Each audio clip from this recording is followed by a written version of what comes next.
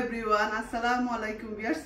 রোমানের কাছ থেকে আজকে চলে আসছি buffet Eid special buffet setup করা হয়েছে। আজকে বাসায় অনেক গেস্ট আসবে, তো আপনাদের একটা আইডিয়া দিব যারা নতুন কাপড় বা নতুন কি করবেন, অনেক সময় তো বুঝেন না যে ঈদের পরে কি রান্না বান্না করা হবে, খাওয়া হবে। তো আজকে আমি দেখাবো আমি কি আয়োজন করেছি, এখান থেকে আপনারা চাইলে একটু আইডিয়া নিতে পারেন। তো চলুন আমার সাথে। প্রথমে শুরু করি এখান থেকে। স্পেশাল হাঁসের মাংস, দেন গরুর মাংস, রেজালা জাস্ট গরুর মাংস, ঝাল গরুর মাংস করা হয়েছে। এখানে হয়েছে রোস্ট, এপাশে হয়েছে সুইট অ্যান্ড সাওয়ার চিকেন।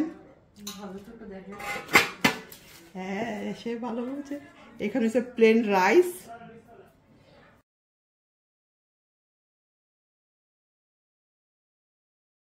অল্প পরিমাণে পিলাও রাইস করা হয়েছে বাচ্চাদের জন্য। সাথে এপাশে আসি, এপাশে আমি নান ব্রেড রেখেছি, কারণ অনেকে নান ব্রেড পছন্দ করে, স্পেশালি সুইট চিলির সাথে কিন্তু নান ব্রেড ভালো যায়। তারপরে হলো এখানে চলে আসি, এখানে আমি একটা ফিশ আইটেম করা হয়েছে। এটা হলো বোনলেস, মানে খুবই পছন্দের একটা রূপচাঁদা ফিশ করা হয়েছে, ভুনা, দু পেঁয়াজু রূপচাঁদা, দু পেঁয়াজু, করলা ভাজি, ঘিয়ে ভাজা করলা ভাজি করছি, আজকে টেস্ট করবা। ঘিয়ে ভাজা করলা ভাজি চিংড়ি মাছ দিয়ে, একটু স্পেশাল। সাথে আমি কাবাব রাখছি, নর্মাল যে শিক কাবাব, সালাদ, আর আমাদের কুমিল্লার ঐতিহ্য স্পেশাল হচ্ছে চাপা শুটকি ভুনা। সো চাপা শুটকির ভুনা আর মাছের ডাল, চিংড়ি মাছ দিয়ে আমি মাছের ডাল করেছি। সো সিমসাম খাবার, বাট খুবই yummy. I think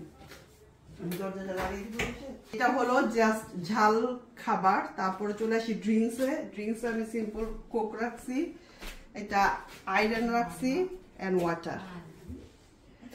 so borhani ঈদের দিন অনেক খাওয়া হয়েছে প্রতি বাসায়, তো ভাবলাম যে বুরহানি না করে আমি এটা আয়রন করি, আর কোক তো যাই। এ পাশে হলো আমার ডিজার্ট সেকশন, ওদিকে। সো এ পাশে ডিজার্ট সেকশন। প্রথমে দেখায় আমার স্পেশাল গাজরের হালুয়া, না হলেই নয় আমার বাসায়।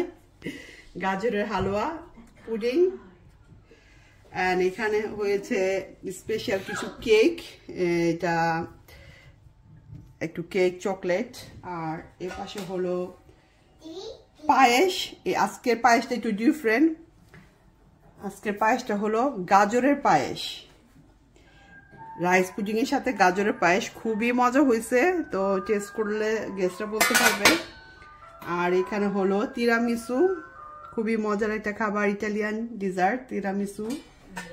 আর বাচ্চাদের জন্য কিছু ক্রিপস। এই ছিল আমার 5 আইটেম ডিজার্টের, 3 আইটেম ড্রিঙ্কসের, আর এখানে ছিল আমার পছন্দের কিছু খাবার।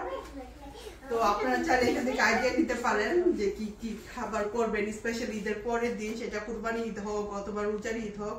আমরা কিন্তু পোলাও খেতে খেতে ফেলা, তখন কিন্তু মাছটা খুব ভালো যায়, মাছের সাথে ভাত আর ঝাল যে তরকারি, আরো আইটেম করতে পারবেন।